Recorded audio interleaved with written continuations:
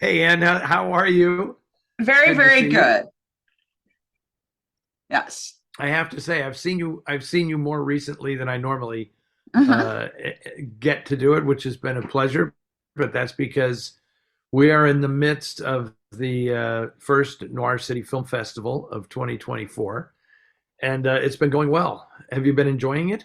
I have been enjoying it. I really, really, really liked Cairo Station. So far, that's been my favorite. Well, it has been really fantastic because the big surprise for me at this festival is how many people have come great distances to attend the festival, and that's just been sensational. I mean, I could figure it out because most of the people who traveled distances bought their passports online, so we can see where they came from and how many of them there are. But it seems to me like almost a third, if not more, of the people attending have come from out of the area. I mean, either from, you know, driving up from San Jose, which to me is a sacrifice, or coming all the way from Australia. There are people, a group of people who flew up from Australia. Last night, I met some lovely African American women from that had flown in that day from New York, and they're just fabulous because I love this. They weren't certain of which weekend they were going to be able to come, and so they bought passports so they would be covered. And they just said keep the money, for the passport, even though we're only attending 3 days instead of 10, because the money goes to the Film Noir Foundation. So that was really really great, and people seem to really be responding to the theme of the festival, which darkness has no borders, and everything's a double bill pairing an English language film with a foreign language film. And so very cool that you liked Cairo Station, our first Arabic film that we've had in the festival. And it's just gone really well. And I think it's important to set a tone, pardon me, to set a tone at the festival that makes people happy to be there, given that some of these films are so incredibly bleak and depressing. Hmm. A woman came up to me on Wednesday night and said she wasn't angry, but she said, I had nightmares all last night because she had watched Aimless Bullet, the South Korean film that we showed as the last show that night, and she said it just gave her nightmares all night long. And the film is pretty nihilistic, but there's one scene. In fact, there's one particular shot in the movie that is so startling and unsettling that that's exactly what she was referring to. So anyway, but overall, it's just been great fun, and the people are wonderful, and uh, it's a different show now because Nick Rossi is part of the thing with his he's the new voice of Noir City, and also absolutely phenomenal jazz musician who plays during many or before many of the shows. And have you enjoyed Imogen's contribution? Yeah, yeah, I have. It's been really good to have her co-hosting this year. I think it really adds something to the festival.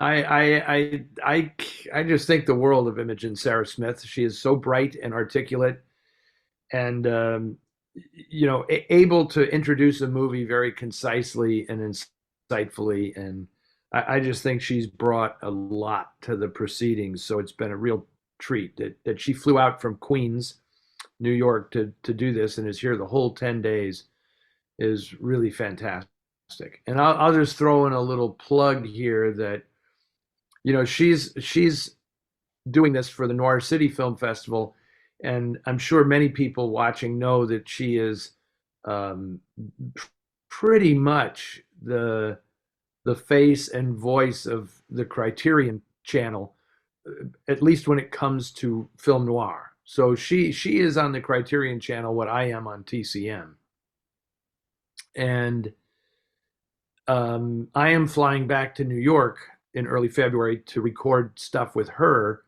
for Criterion Oh, because great. I don't know, maybe I'm not supposed to say in advance what it is, but I've seen the program that she has put together and it is absolutely spectacular. And so I'm very excited about doing that and look for, and when I know I can share it, I will share it, that info here. So there Yeah, we are. that's And awesome. I might as well throw the plug in that I'm not exactly sure when this episode will be posted, but on February 16th will be the start of NOIR City, Seattle, which will have many of the films that we're showing here in Oakland, but some different ones as well. So that's always a great experience. That the Seattle Festival has become, you know, I'm I don't want to compare. It's kind of apples and oranges in some ways, but it's just a great experience with a wonderful, wonderful crowd up in Seattle. So looking forward to that. Yeah, and this is airing on what is it? February 1st, is that right? If I'm remembering my days right. It's a Thursday. So just let people know too Yeah. that the schedule and tickets and passes are available on the SIF site for North City, Seattle. Right. So the program and stuff is already up there.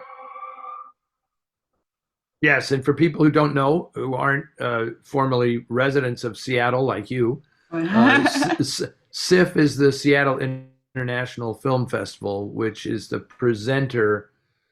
You know, we present NOIR City under the auspices of the Seattle International Film Festival, but they do programming now year round. So if you go, it's just capital SIFF. If you go to their website, that's how you can buy tickets. And they do the ticketing, not us. So you want to go there. You want to say SIF NOIR City instead of our regular NOIR City website. The only festival we have ticketing for and all that is this one we're in the midst of now. Otherwise, you have to go to the venue's website. Correct. Okay. So, Anne, I was so knocked out when you sent these questions to me. As I've said in the past, you know, I don't really study them in advance because you get them to me, ahead of time, but not too far ahead of time. But man, when I perused these, it was like, this is a great batch of questions. You know, Yeah. we don't have to discuss whether or not there are Western noirs. Yes, that's always a good sign. So, yeah. So anyway, let's go. Let's get into it because I'm excited by this round of questions. Okay, so two people really asked this question. That's Kevin from Salt Lake City and our friend Michael from Post Falls, Idaho. What do you think of the new series, Monsieur Spade? And if so, what do you think? So, what do you think of it? What do you think of it? Yeah. I know I've gotten emails and social media queries and everything about Monsieur Spade. I like it. I've only seen the first episode, so I can't say, if it holds up or anything, but I like the premise. And people don't know about this. The idea behind it was, taking the Sam Spade character and just taking him out of his element and moving the whole thing forward in time and setting it in France, obviously why it's called Monsieur Spade. But I think it's great. And I think Clive Owen is terrific. I really, really enjoy his performance. And I picked up on a lot of stuff that he was doing just kind of cold. Like, how is he going to play this? And I'm so glad that they got Spade out of the Mac and the fedora. When it starts, he's dressed like Sam Spade, but then it jumps forward in time and he's dressed more in like 60s sportswear, not the 40s trench coat and stuff, and which I think was a really good idea. But it's very intriguing, and I noticed that he was not imitating Bogart, but kind of channeling him in a way. in the behavior and the line readings. And then later I read an interview where he talked about how deeply he studied Bogart's performances so that he could kind of adopt that demeanor, and particularly the vocal stuff, not imitating the voice, but imitating sort of, I guess I'd say, like just the way he communicates. And it's really good. Have you seen any of it? No, I have not. I would like Uh, to. I mean, yeah, I'm intrigued by it because I like the idea. I like Clive Owens. He's definitely the person I would have picked to play that. But I thought it was a good concept because they kind of did that in Italy. They had a Nero series where it was basically Archie and Nero had to relocate to Rome because of their problem with the FBI, which is actually in one of the books. He takes on the FBI. And I really loved it because it was just fun seeing them in a different environment. Yeah. It's very intriguing. And Bridget O'Shaughnessy figures in the plot. Oh, because but she's not in it. Yeah. I mean, it's very intriguing because she summons Spade to Europe to protect her daughter. Yeah. And as she's dying, she's dead when the show starts, but he's the only person that she trusts to get her daughter, to take care of her daughter and return her to her father.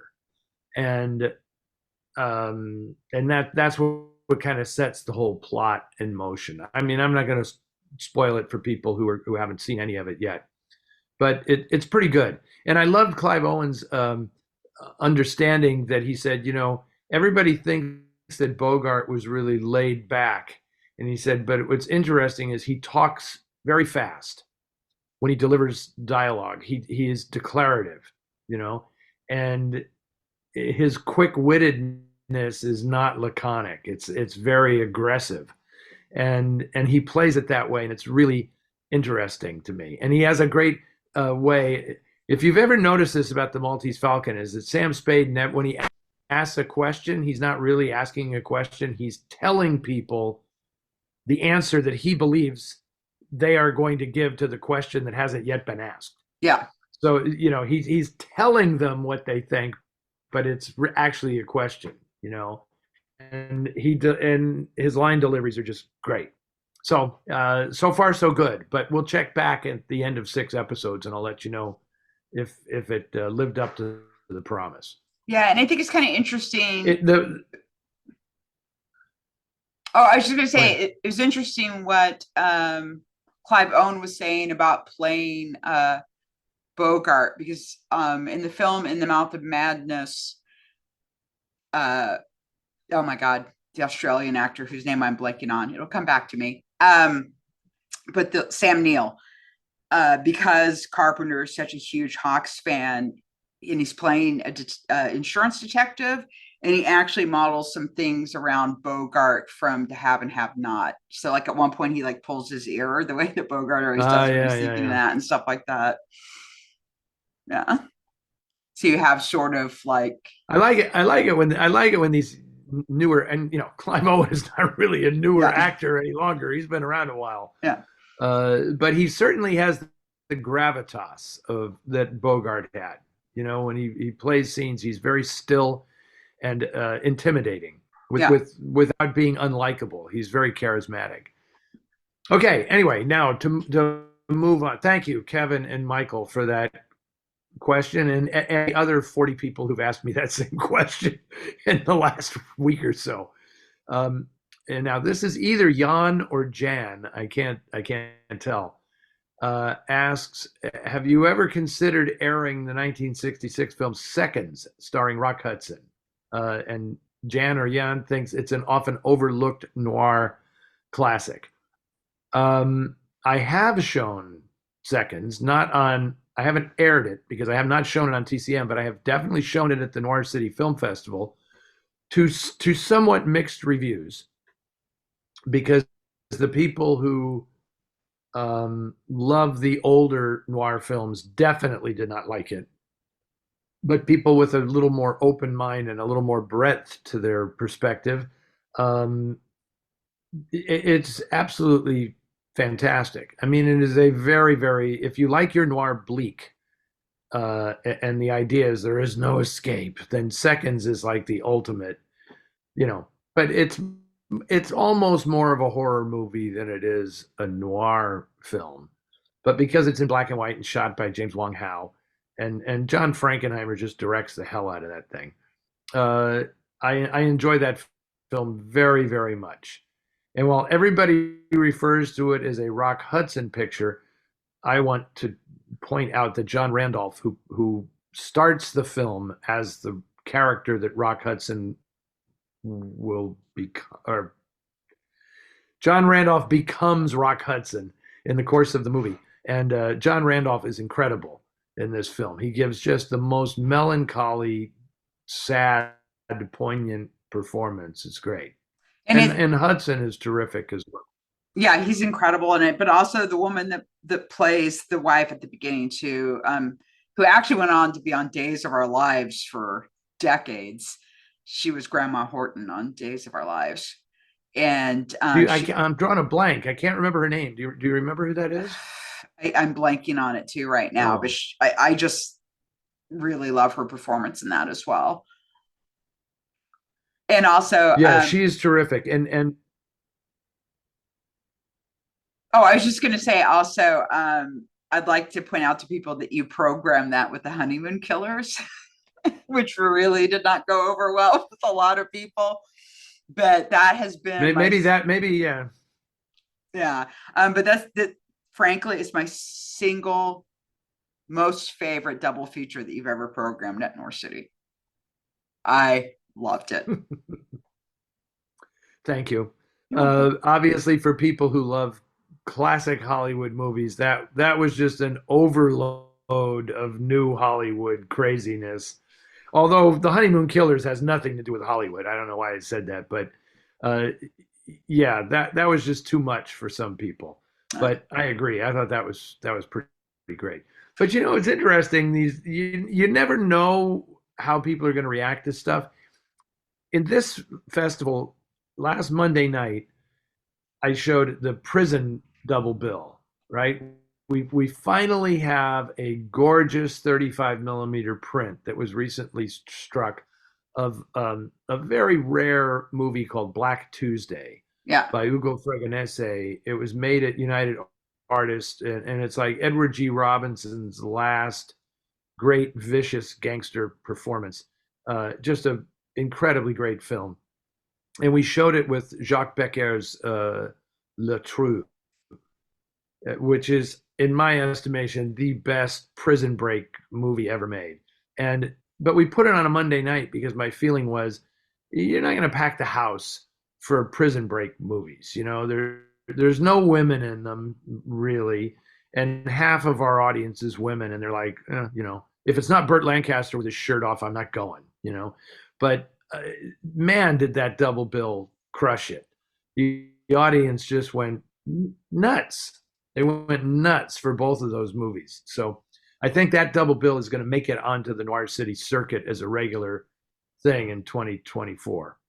And people who haven't seen Le Trou, if you can't make it to a Noir City festival, get the film on Blu-ray ASAP and watch it. But I have to caution you, that movie plays so much better on a big screen because of the intensity. There's very little dialogue, and the intensity of the escape attempt and the digging through the floors and the walls and everything is just incredible. And the sound of them chiseling through the floor is unforgettable. And it's just great. It's just a great film. So anyway, that a lot of the reason I say that is because a lot of people came up to me afterwards and said what you just said, that was their favorite double bill that they've ever seen at Noir City. And who knew? I really didn't expect that. So it was cool.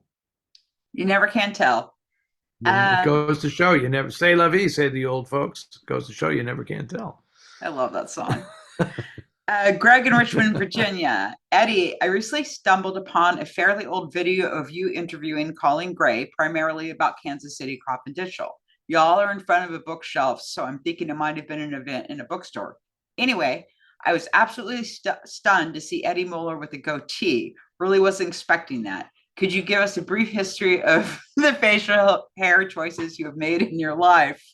And two, I've always taken a pretty strong anti-facial hair stance, and I feel like you never see beards or goatees in noir, maybe just occasional mustache. Can you think of any examples of goatees or beards in film noir? Oh, that's pretty funny.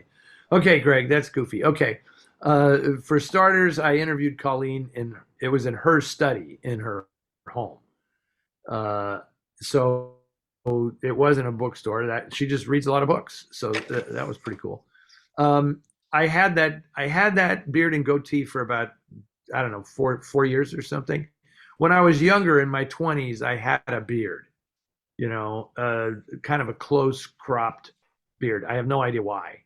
And then if you look at my first two or three books, the author photo, I have that goatee, which I would never grow back, because it comes in gray now. Yeah. It comes in gray and spotty, just like my hair, you know.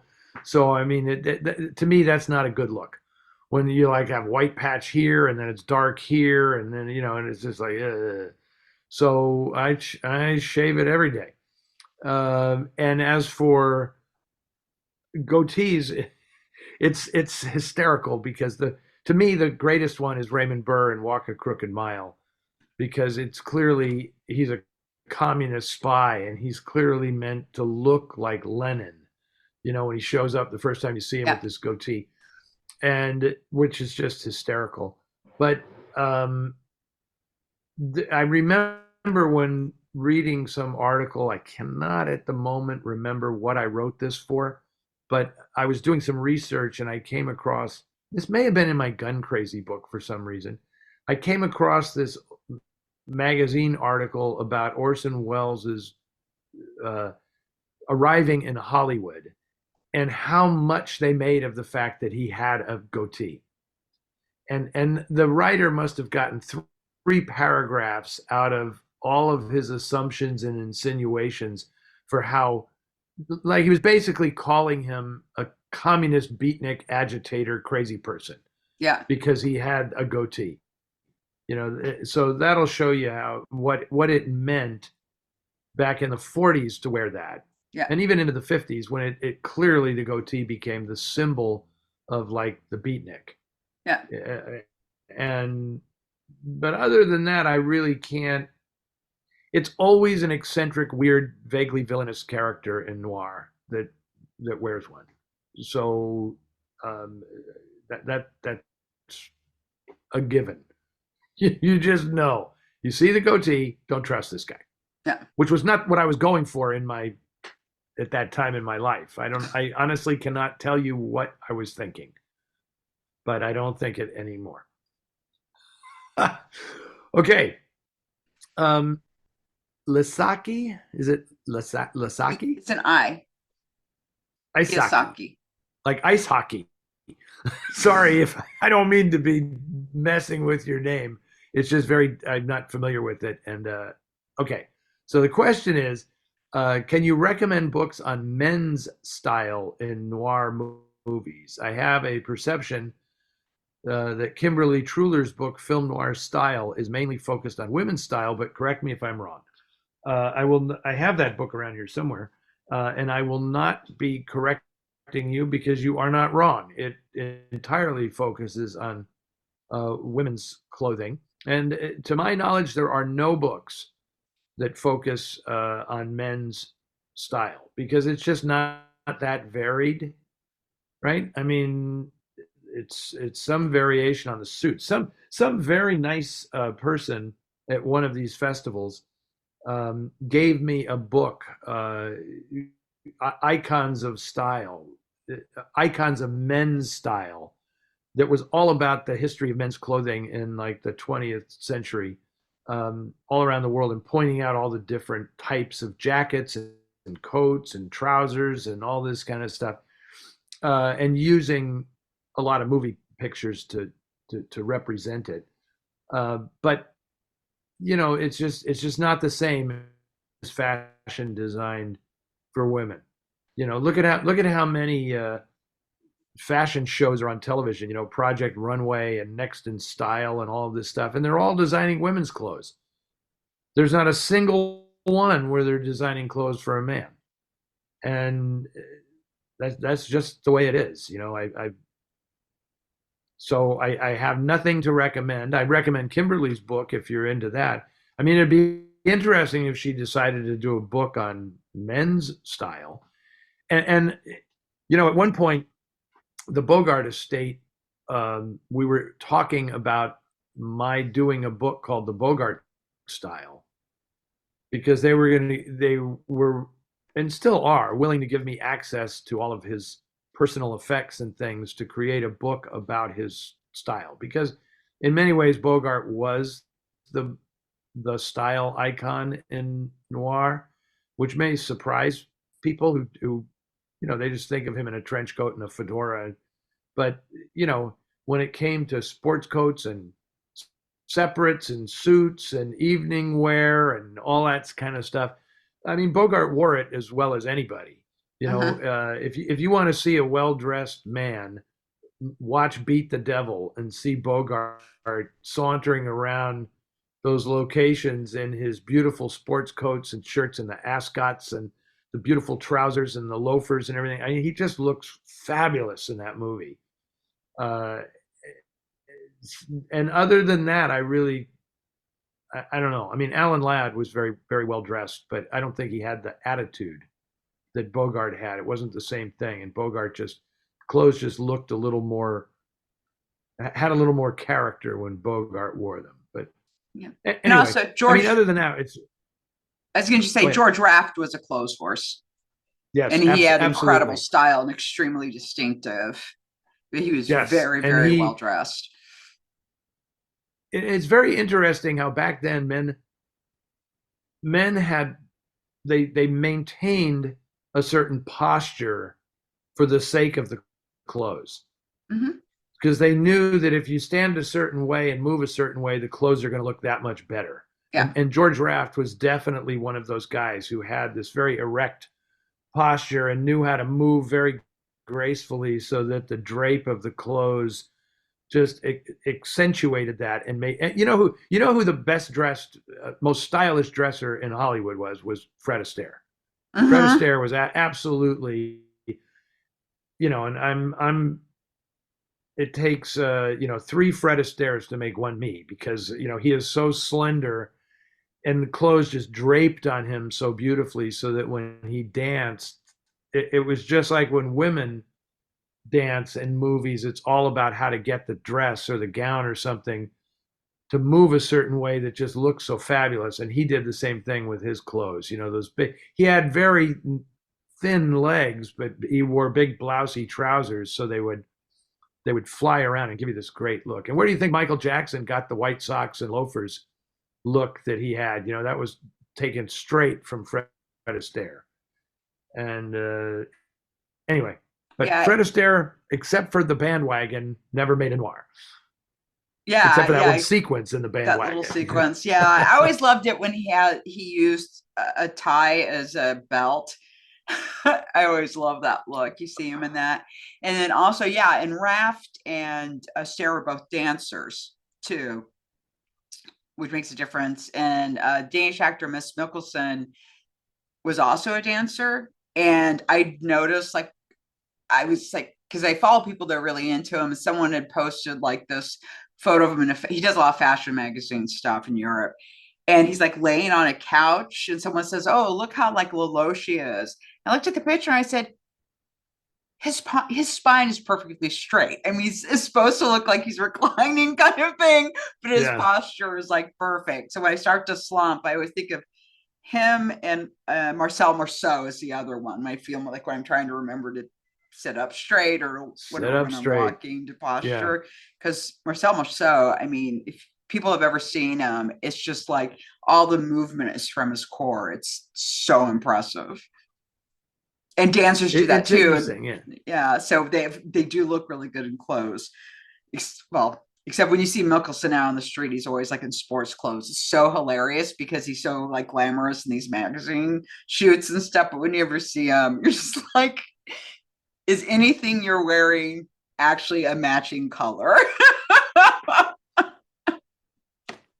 Sorry, it just cracks me up. It's interesting though, and like last night at the festival, I wore a like a it wasn't it's not really an evening jacket, but it was a very light colored jacket, and it was interesting because I had to clothes actually are good for your health because if you wear really nice clothes, it does make you pay attention to your posture, especially if you're wearing a jacket that is slightly too small, like I was last night, because it makes you stand up straight because you don't want people to see that if you button this, it's going to be a little tight. So, so it makes you suck your gut in and stand up straight and uh, when I put on the suits and the clothes and stuff on Noir Alley, it's all part of the total thing, because I could not get through a shoot if I was just in like what I'm wearing now. I would be so tired after like 2 or 3 hours of working.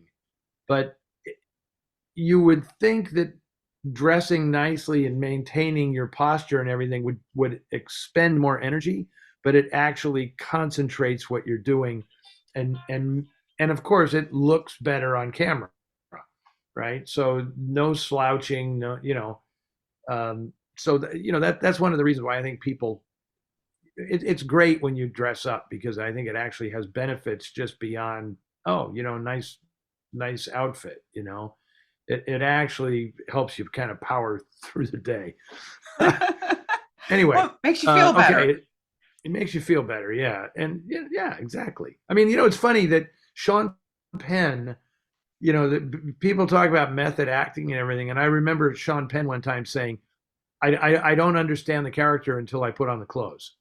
Hmm. Right? I mean, once he puts on the character's clothes, it's like I understand this, I feel this, I get it, I can do this now.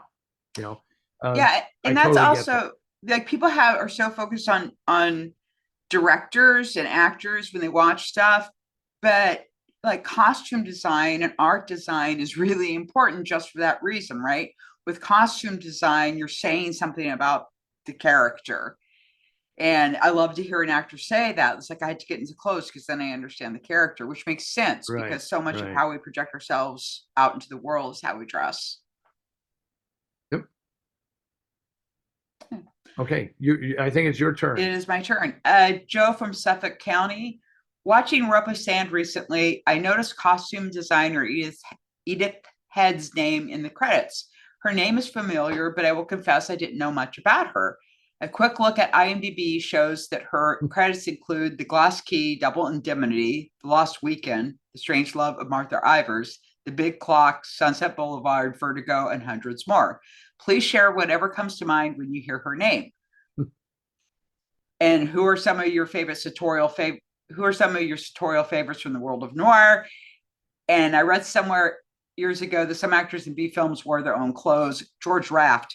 Any truth to this?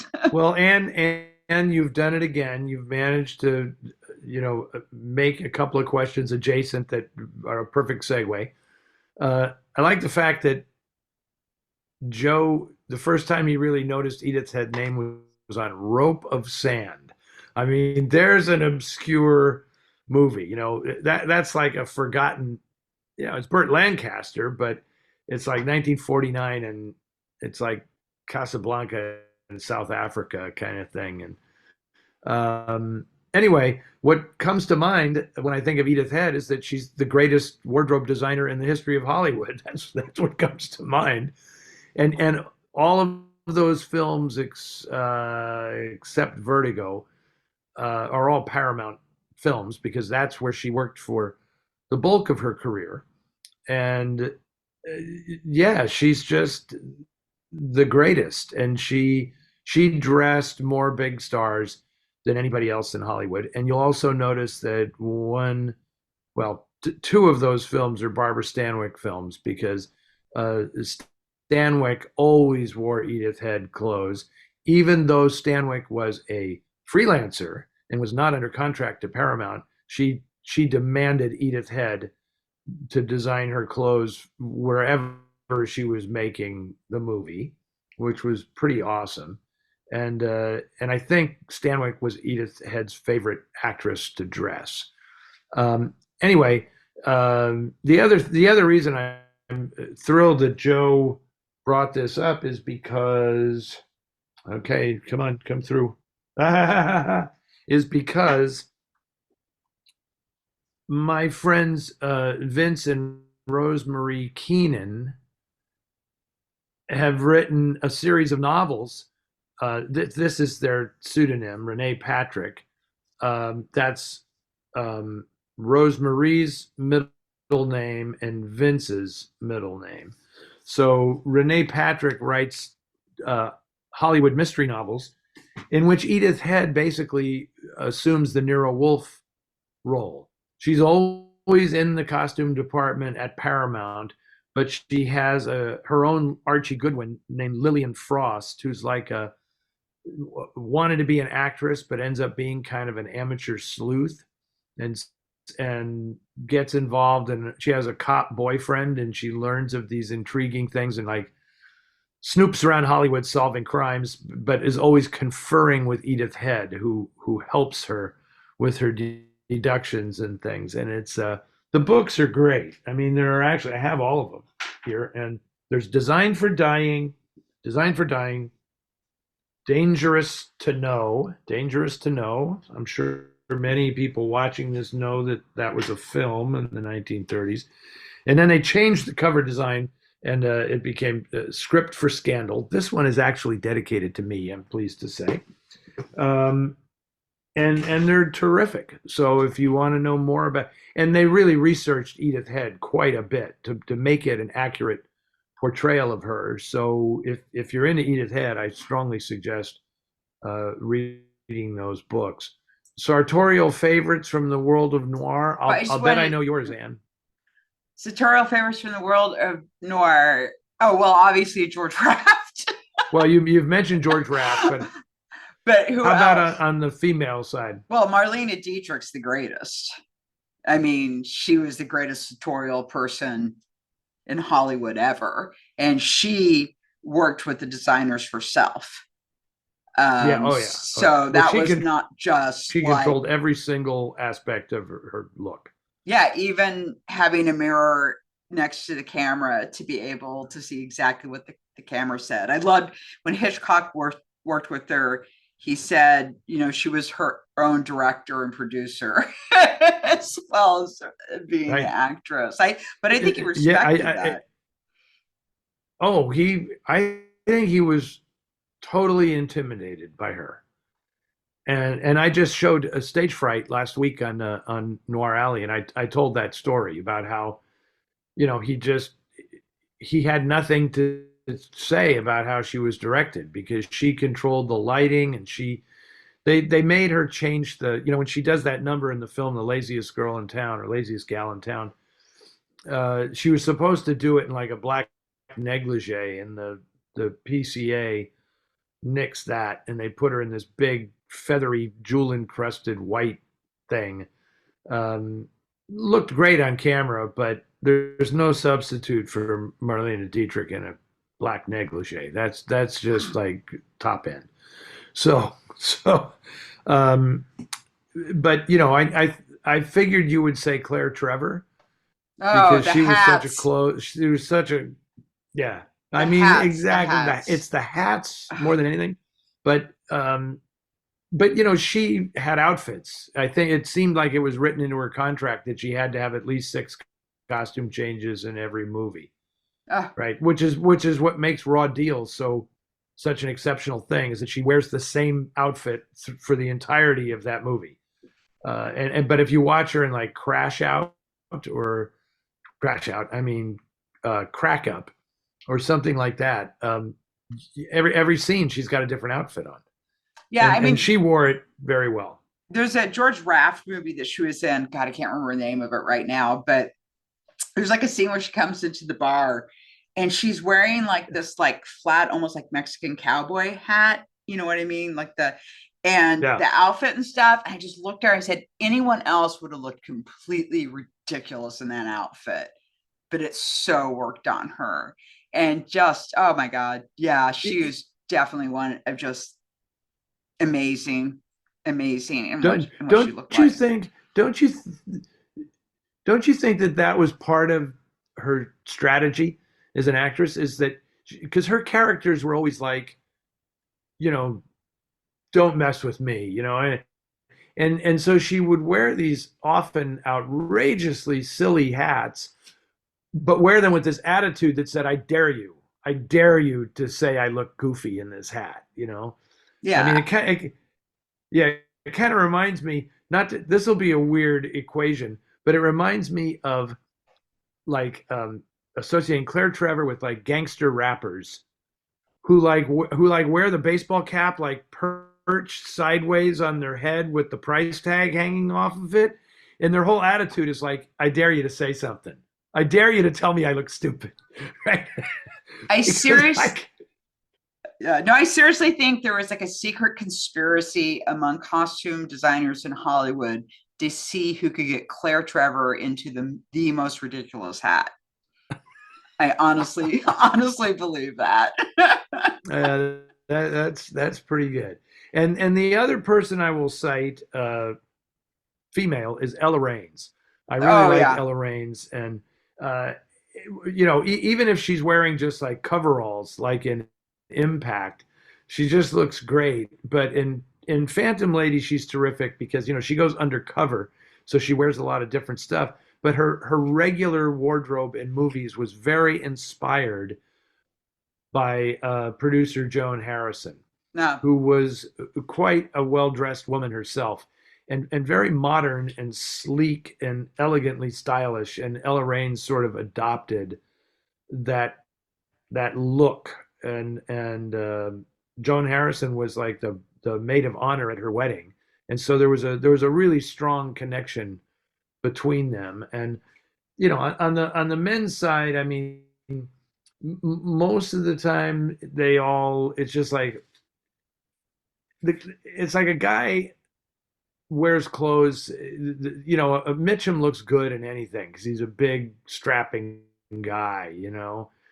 Uh, Usually they're the flashy dressers. Like, Dan Duryea was kind of a flashy dresser. I mean, nobody really nobody wears a straw boater around.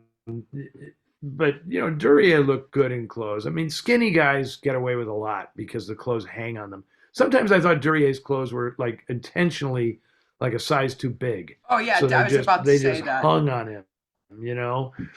Yeah, that was definitely But something that happened anyway, repeatedly. Was him having that really kind of oversized jacket and thing going on. Yeah. yeah, well, it's interesting. So we've talked about wardrobe here for like the last 15 minutes. And the thing that's interesting to note is that the three guys that we have kind of settled on as the best dressed in noir are all really small. Humphrey Bogart, George Raft, and Alan Ladd were all really small men. Yeah. And something about that like helps them with because the clothes fit them just so, you know. Yeah. And it's tougher when you're a big guy like Sterling Hayden. Nobody thinks of Sterling Hayden as like a fashion icon, or Yeah. Robert Ryan. They wear whatever they wear. It's the smaller guys that can actually really accessorize and dress up and all this stuff. And I don't necessarily think it's overcompensating for something. It's just that somehow clothes just work better on a smaller, thinner person. Yeah. And I was also going to say, just circling back to Barbara Stanwyck in Edith Head, she also had Edith Head design clothes for her personal use, not just Yes, yes. not just that. And then also, just a quick plug, but Edith Head is also in an episode of Columbo. Yes. Yes, Um, Requiem for a Star. There's just a scene where they go to her workshop and you see all her Oscars on her desk, and she has some dialogue I with think she won Columbo, 9 Oscars. I think Edith had won 9 Oscars in her career. and was I And think, most nominated woman. in Oscar history.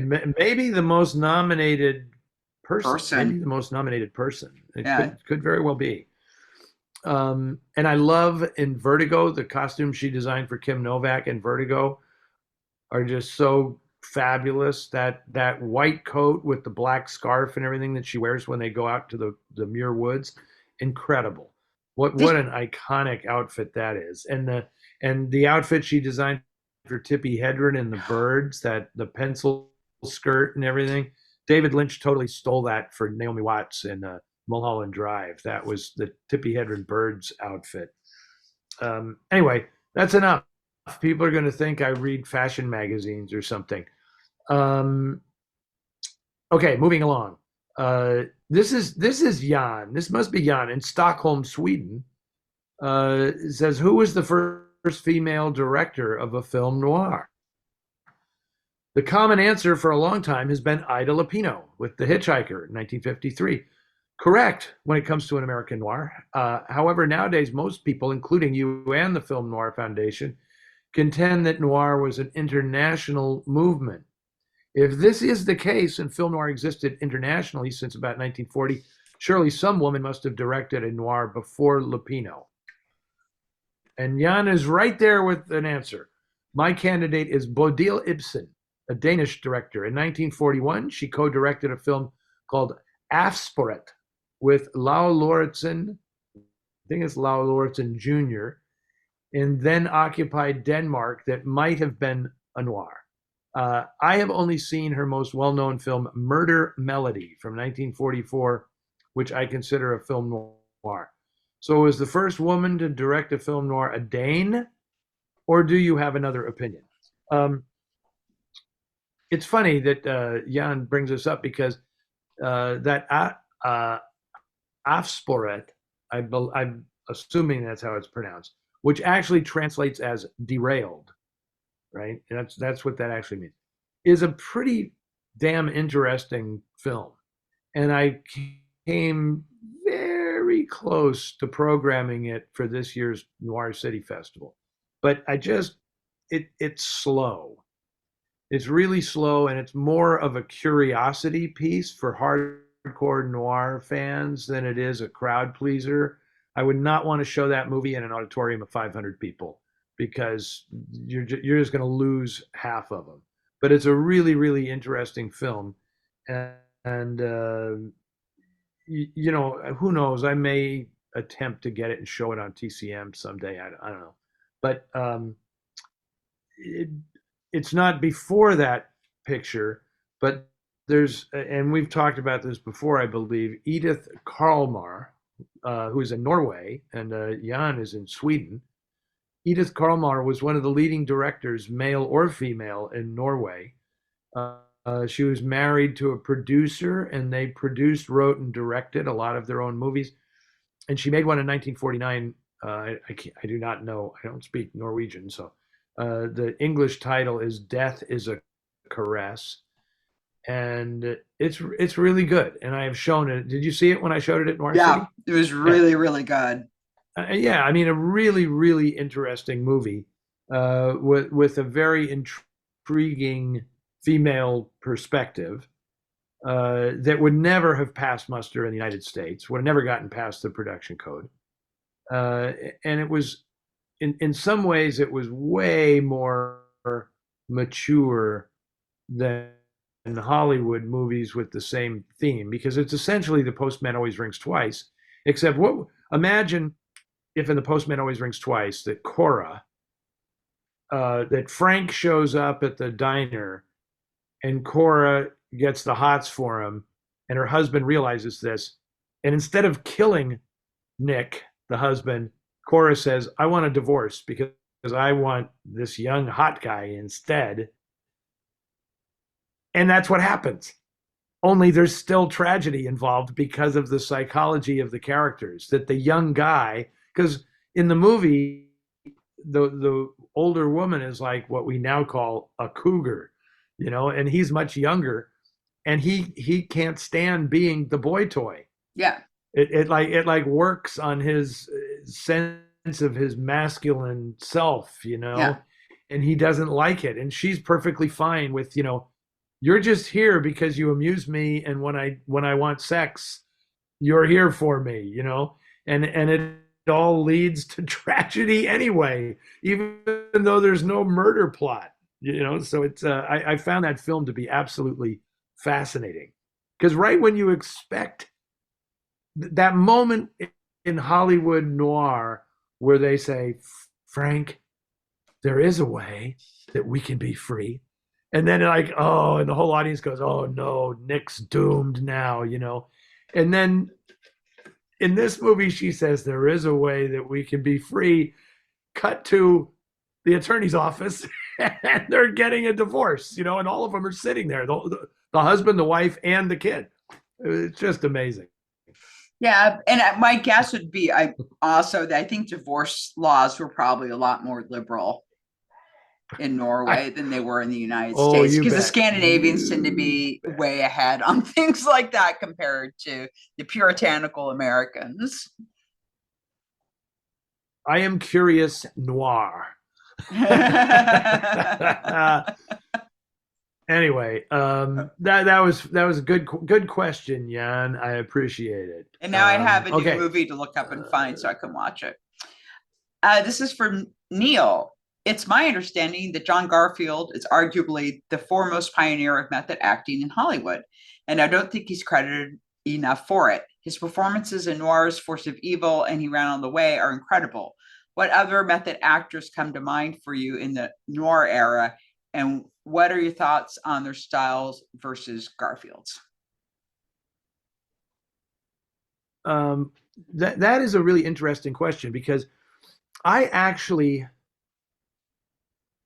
I know what Neil is saying here, but truly I don't think of Garfield as a method actor, even though he was in the New York theater and with the group theater and people who were kind of synonymous with it. He was just a natural, instinctive actor who didn't have that trained out of him. And also, he's much closer because he came out of the New York theater of the 1930s. He still has a certain 30s style about him, just declare the sentences, he's not in the 50s when the method became, the Stanislavski system and all that, and you had Lee Strasberg and the Adlers teaching a new school. To me, it became a lot more, for better or worse, it became a lot more indulgent. Like find the inner life of the character and all this kind of stuff. And of course, Brando was Brando, Montgomery Clift, James Dean, amongst the men, were the preeminent exponents of the method. But then you get actors or actresses, like Lee Grant and Geraldine Page and Marilyn Monroe. Marilyn Monroe was at the Actors Studio. She was a method actress, and but no one ever says that, because these days people think of Brando as the epitome, and that can be great because he has given great performances, but Brando's influence on actors, I think, was negative, because they all thought, oh, I have to be like Brando, and that meant they could not just deliver a line. They had to wallow around in it, I think that, I don't know. And it's just like, if you don't know, you just say, I don't know. I mean, that's the line delivery. I don't know. It's not like, I don't know, And Garfield definitely didn't have any of that. He didn't have any of that extra business. He would just, like, I've been watching a lot of him recently, and man, he is good. But I don't see technique. I don't see the technique with Garfield. There's a great line in Body and Soul where Anne Revere, who is playing his mom, is upset that her son has become a boxer, and he says, I want the money. and she says, you might as well just get a gun and blow your brains out. And he goes, you need money to buy a gun. And it's just like the best freaking delivery of a line. And I don't see method in that. I just see a natural, instinctive actor who knows how to be that character, which is all it is, really. Yeah. It's just the ability to inhabit the character and say the lines as if they were yours. I mean, that's it. Yeah. And I think two things. One, Shelley Winters, I believe, was a method actress and a very important one, but she was also the same way. She just came across completely naturalistic. I've never seen a performance of Shelley Winters where I didn't feel like she was just the character and not doing anything that a real person in that situation wouldn't do. I mean, I think she was an amazing actress, which a lot of people may not realize. And okay, I would like to tell my Audie Murphy method acting story, if I can. Okay, please do. So Audie was working on, a Western for Universal, because that's what he did. And he was working with an actress, and she was a method actress. And so they're doing scenes, and she kept not doing the lines where his cue was being hit, right? Where, and so he was very frustrated with her, obviously. So he took her aside and talked to her for a while.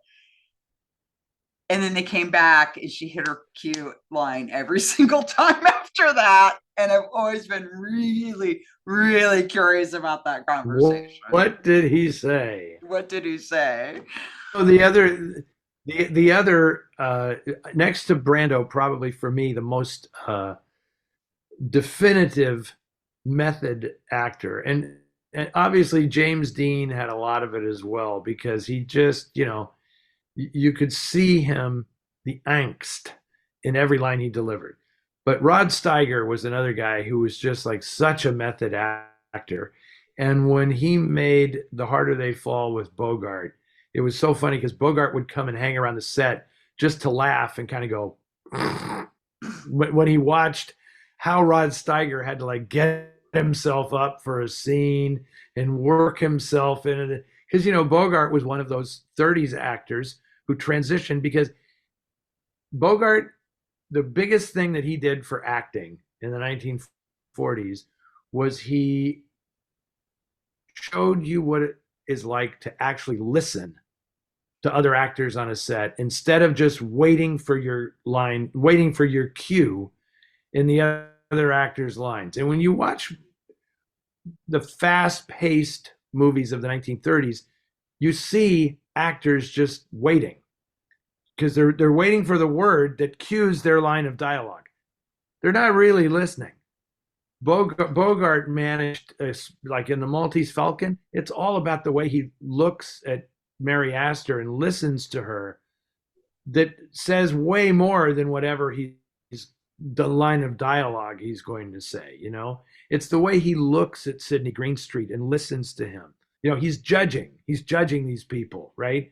And it just comes across so beautifully. And Mary Astor always had that great line about Bogart looked at you as though you had no clothes, like he was seeing you naked.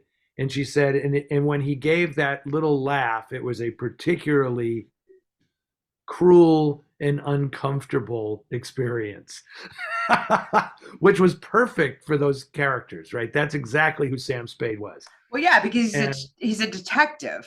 You know what I mean? And, and exactly. He's a detective, and he's someone who's extremely, he's manipulative. He's observant. He's extremely observant and manipulative. Yeah.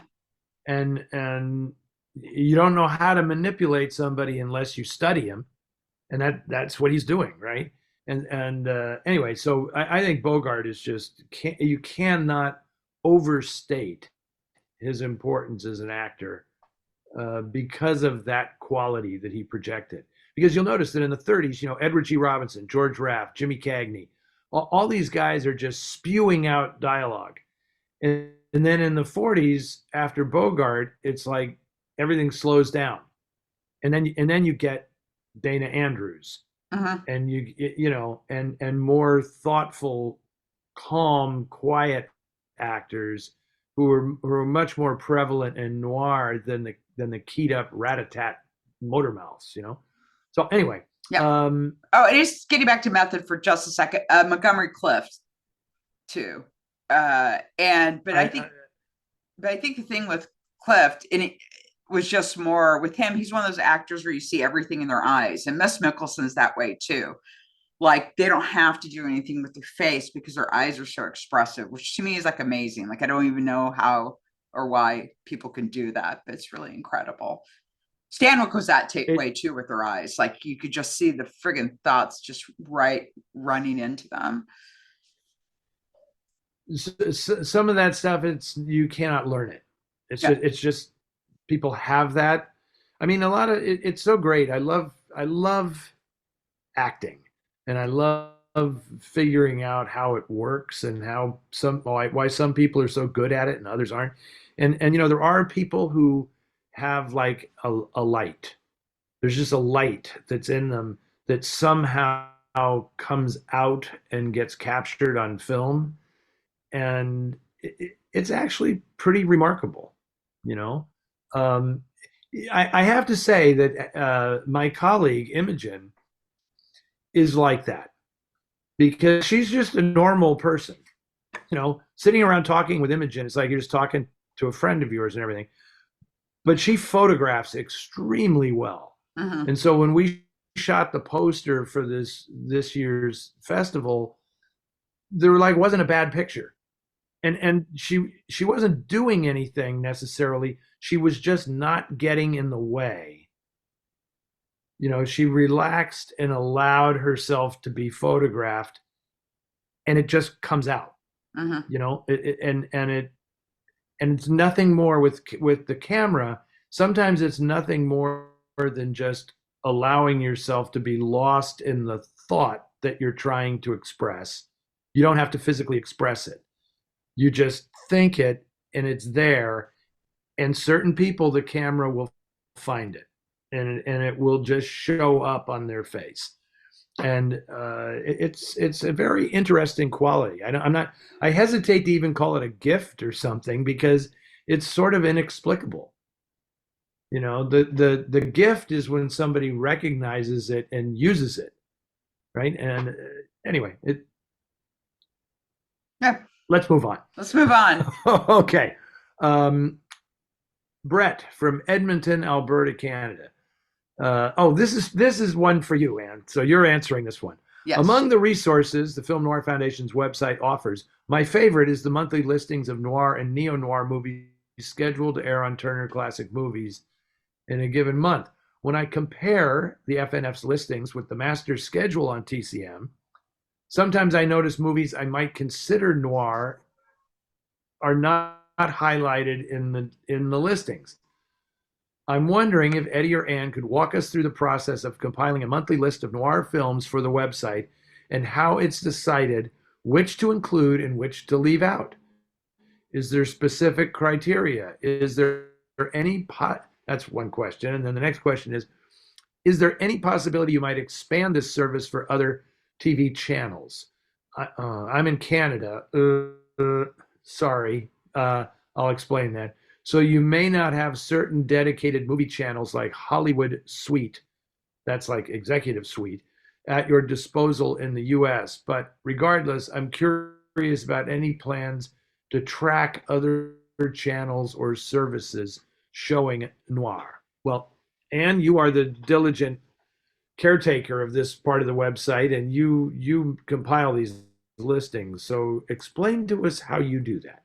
Okay, so basically, I go through the TCM schedule day by day, right? And so I'm picking out the noirs, and then if it's something I've written about before, then there's a process of writing about it or updating it because sometimes we're listening before I saw the film, and I just had to compile from like 2 or 3 different sources. And if I've seen it myself, then that might change. Or if we've shown it at Noir Alley, NOIR City, I might update the listing from that listing. So So yeah, it's completely my choice about what I'm going to consider a film noir, not or a neo noir, not. Yeah, it's totally up to me. It's not. It's interesting to hear someone saying that there are things they think are noir that but aren't on the list, because I typically get complaints the other way, because I do also include stuff that I know our people are going to be interested in. So like if they're showing The Thin Man, I put up the Thin Yeah. Man movies. They're not noir. Or like around Christmas time when they're showing some of the stuff that we've shown at NOIR City Christmas, which is kind of like iffy, then I'll go ahead and use those. Or like if they have a Hitchcock day, I'm going to list all the Hitchcock films because I know people want to watch them. So sometimes that's a factor too. And then like the biggest thing though is just writing about stuff that I haven't actually seen myself, because like I said, I have to hit 2 or 3 different sources and try and get a correct interpretation, because sometimes plot facts change from listing to listings, or Right. they're all based on the same listing. So that can be a little challenging. That's probably the most challenging part. And no, we will not be expanding the listings because this is time consuming. This takes me a couple days. Yes. And in It's case a you guys lot of don't work. know, I do all the social media, the news page writing, the newsletter writing, and I do Ask Eddie. And I compile the questions for True Ask enough. Eddie. I edit Ask You Eddie. I promote Ask Eddie, and I comment when it shows. So no, we're just sticking to yes. TCM. You And I do was enough. doing this You do before Eddie enough. had a job there, by the way.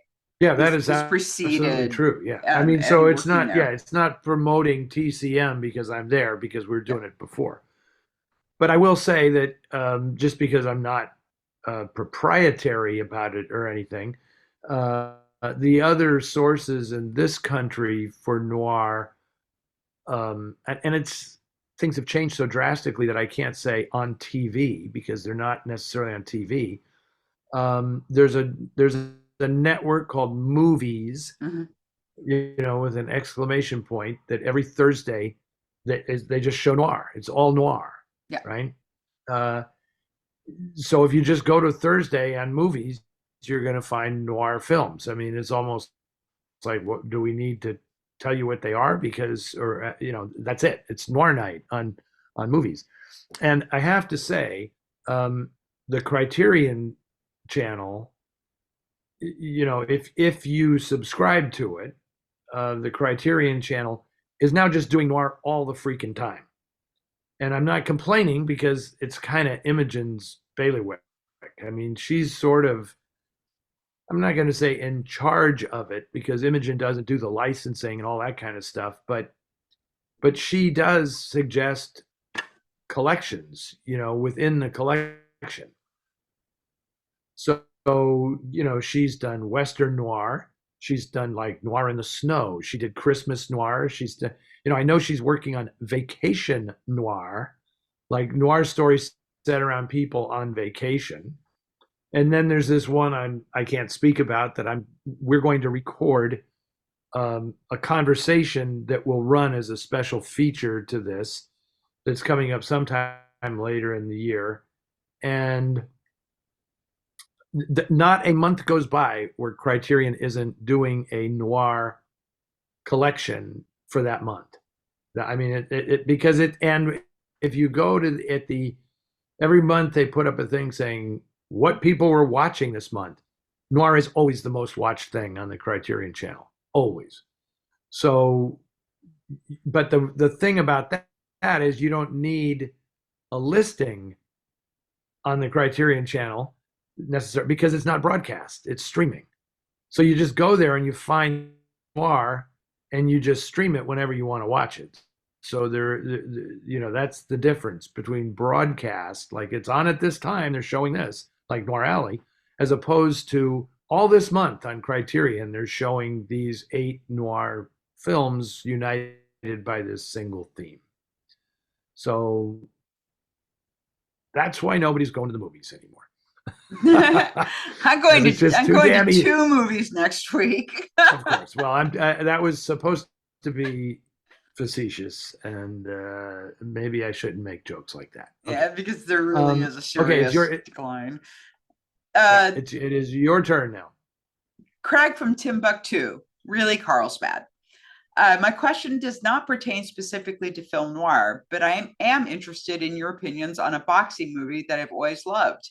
Eddie, I know your dad was a longtime sports writer who covered boxing in the Bay Area, and I believe you are a boxing fan and you and Ann appreciate good boxing movies. I'd like to know what you both think of John Huston's 1972 Fat City. Classic. Oh, yeah, Absolutely classic. incredible. Uh, and beyond the movie, which I think is great, and a great. I mean, I had. Were you there at the TCM festival when I showed that? I And was so Stacy Keach, I excited. interviewed I was Stacy Keach. so excited because I love that movie, and I was so excited that you were interviewing him. I just you were the best person for Yeah, that it job. was pretty cool. Yeah, yeah. I threatened to kill somebody if I didn't get to Oh introduce yeah, that movie. I would have helped.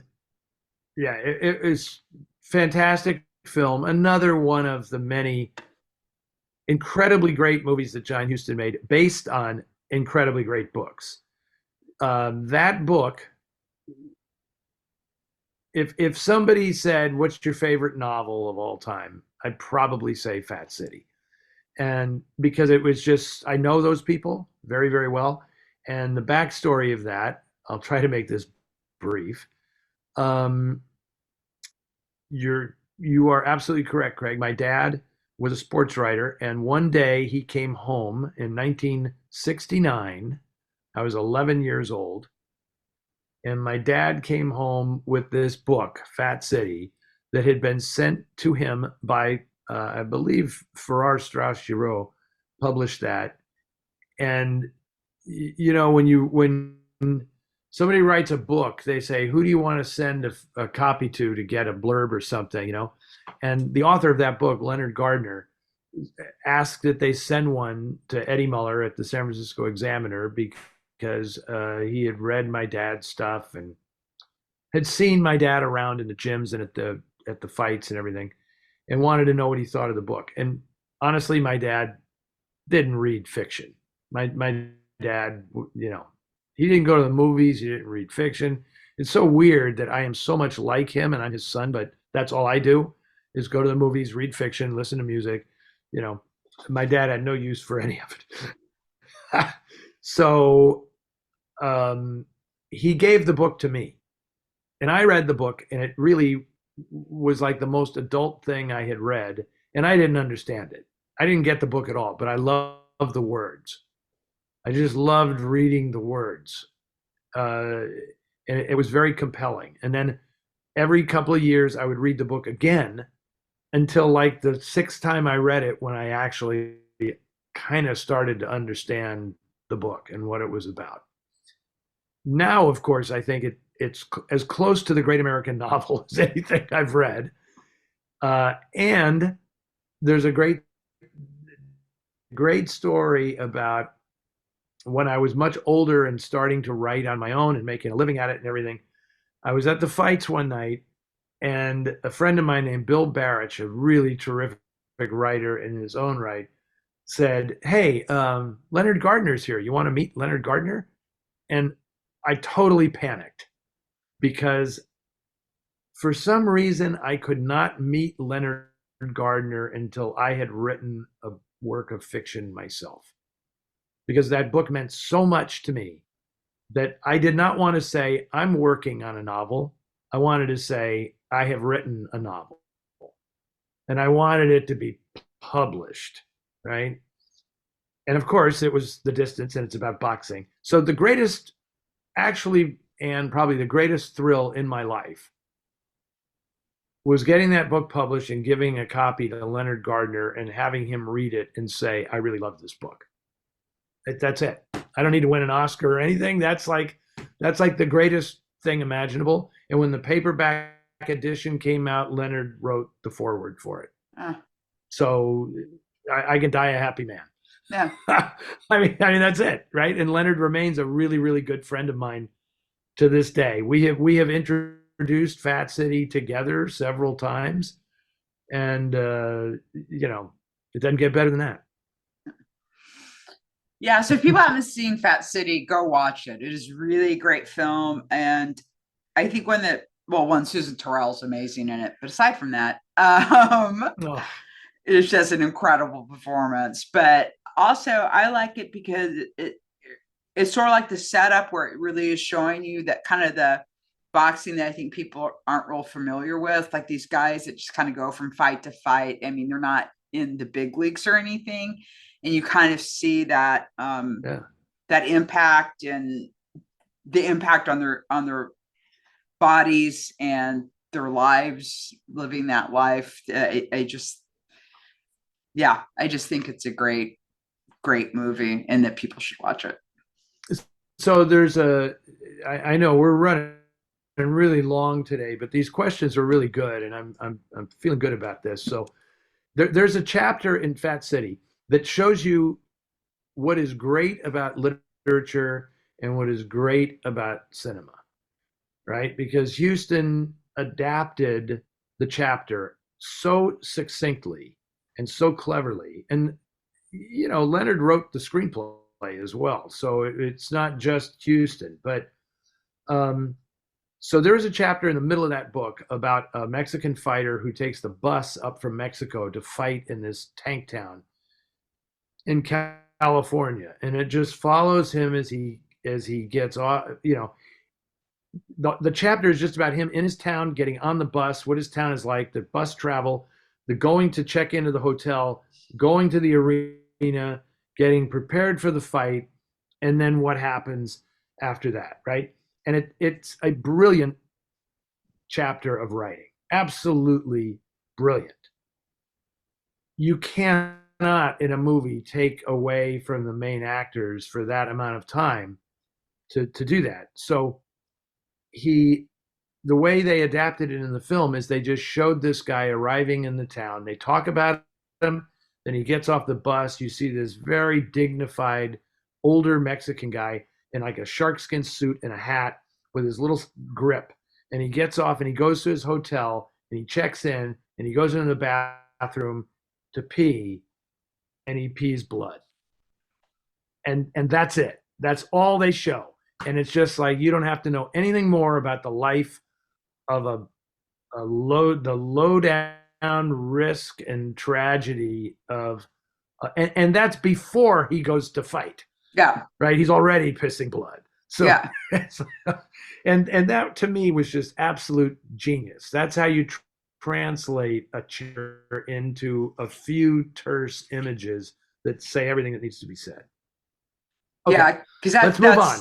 That scene is amazing. Okay, so I know it's fantastic, and Jeff Bridges, one of Jeff Bridges' earliest performances, and he is sensational in it. Yeah.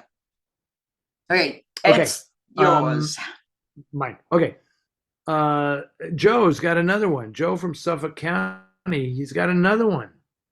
How did you do that, Joe? I didn't realize that. I don't usually do two in a row. Suppose, just suppose, you found yourself in Noir Alley and you're feeling under the weather.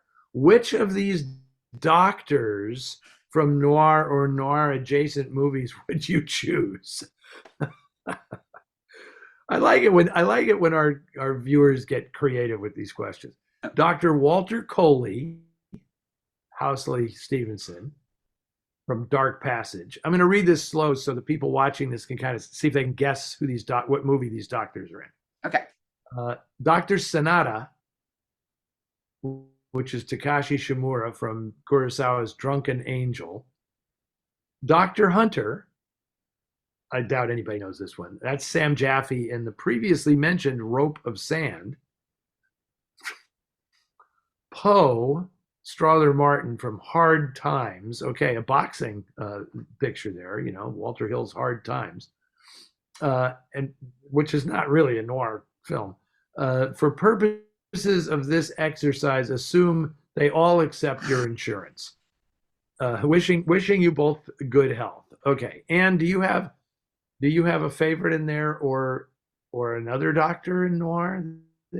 Well, there's no way I'm going to a guy who solicits customers through cab drivers. So Dark Passage is out. Oh God. Well, obviously on this list, for me, it's Takashi Shimura. from Yeah. Drunken Angel is the guy that I would go with, because you can't go wrong with Takashi Shimura. He's a voice of wisdom and counsel always. So Yeah. I'm going with him. But Well, I so have an answer for this. yeah. I have my answer.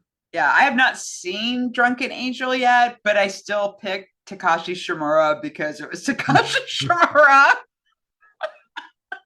Because you've seen all those other Kurosawa movies that he's in, right? This is a guy Yeah, I'm going to trust exactly. with my health. Yeah. I am picking Dr.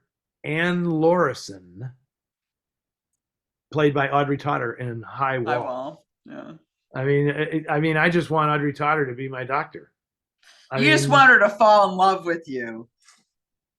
That would be a bonus, definitely a bonus, but I just, yeah, it's funny, years ago, like 14 years ago or something, I wrote a stage play for a theater company here in San Francisco called An Obvious Explanation.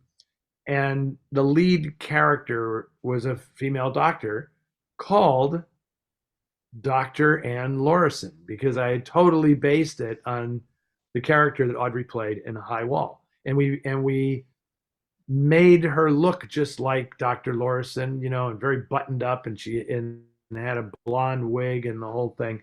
And it was great. It was great fun. But there's no question that would be my choice. I want to be ministered to by Audrey Totter. And she is actually a So there you go. psychiatrist, not an MD. So for picking, I know. But if we're picking I psychiatrists, don't then care.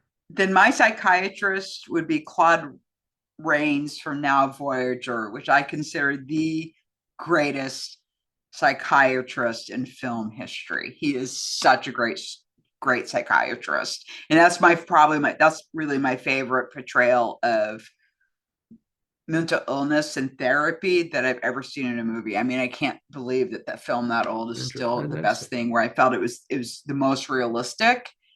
And except he does do one thing that he really, really shouldn't do. Yeah, that is true. One thing, but other than that, even if Dr. Lorison, you're correct. Even if Dr. Lorison is a head doctor, yeah, I just try to convince her that we should play doctor. There you go. That's where this is coming. Come on, doctor. Yeah. Absolutely. Audrey was, there's something to be said for the buttoned up, lab coat and the severe hair and everything. It can actually be ultra sexy if it's done right. So, and Audrey gets my vote. So there you have it. Yeah, it's all make believe anyway, so a boy can dream. Yeah, since we're talking a little bit about psychiatrists in Hollywood, it's really interesting. Like Nightmare Alley, the psychiatrist in that, that's so well done, because this is exactly what happens when a sociopath becomes a psychiatrist, which, by the way, has happened. That's something that happens in real life. But that's such. Well, they become president too. Yeah, lots of things. Yeah, but anyway, and that's another. Like I said, the reason why I love Now Voyager so much is it's just the most, like I said, it's very realistic, and it's a very positive view of psychiatry in a time where that wasn't.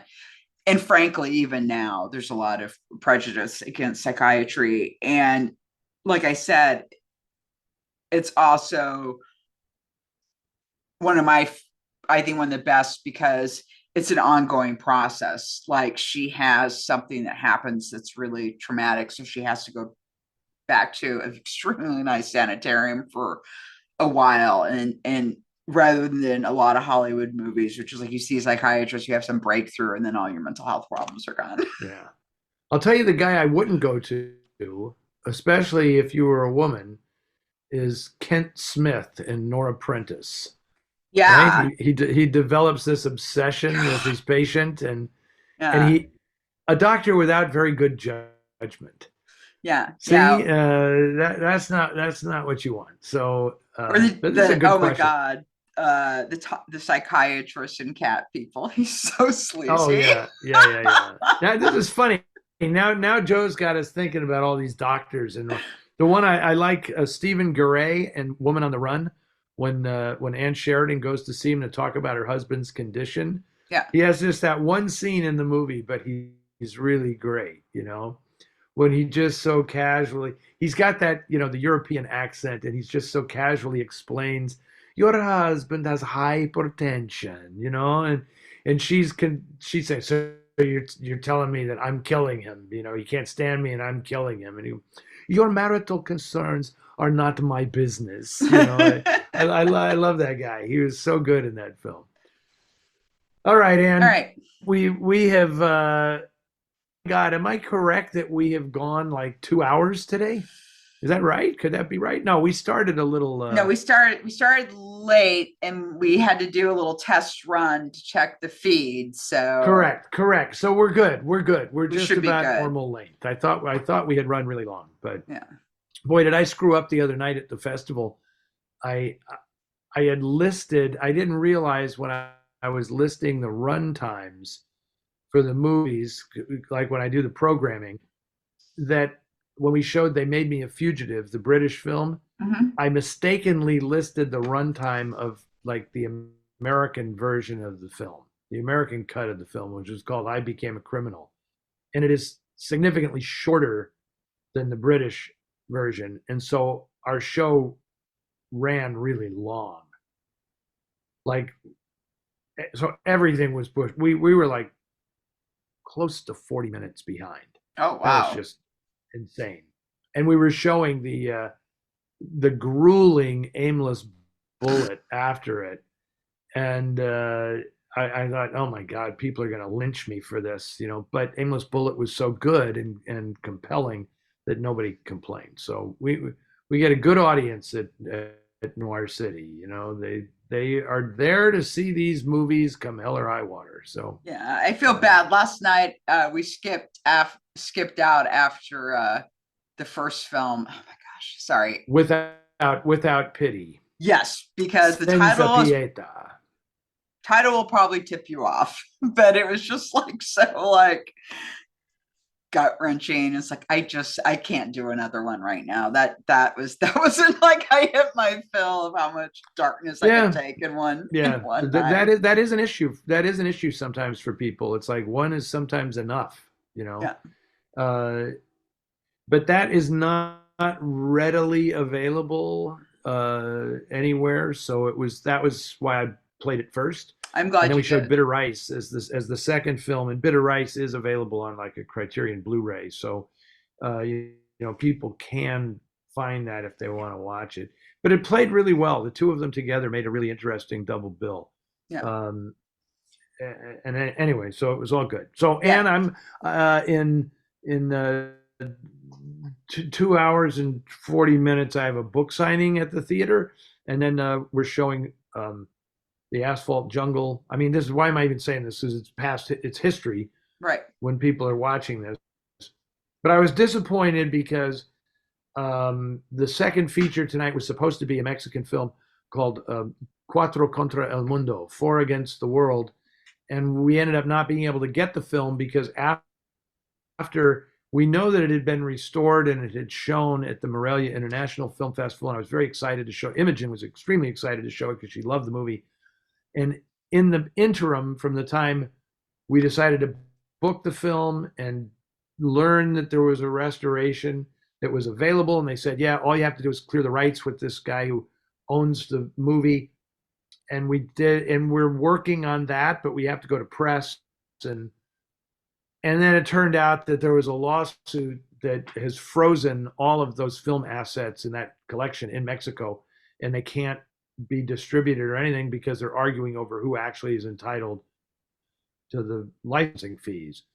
So we had to cancel and substitute. I'm showing Jacques Dere's Symphony for a Massacre, a 1963 like heist thriller, instead of the Mexican film.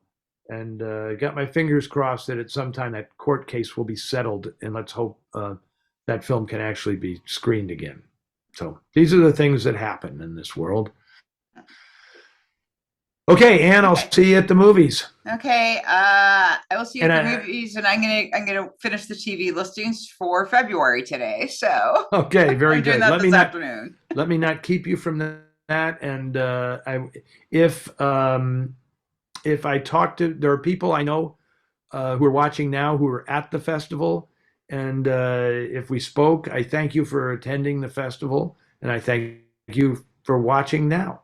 And we'll see you very soon. Okay, we'll see y'all in 2 weeks. And remember, if you are watching this on YouTube, if you could like and subscribe and share, that would be really nice, so we can kind of get this out to a broader audience. And also, if you are feeling generous, you can always donate to the Film Noir Foundation at filmnoirfoundation.org. Because I know we don't have that's it. That we don't have Patreon, we don't have subscriptions to the channel. It's just, you want to give us $5, just go there and give us $5. It's greatly appreciated. Okay, fantastic. Okay, have a great rest of your day, Ann. And like I said, I'll see you at the movies. See you at the movies. Bye. Bye.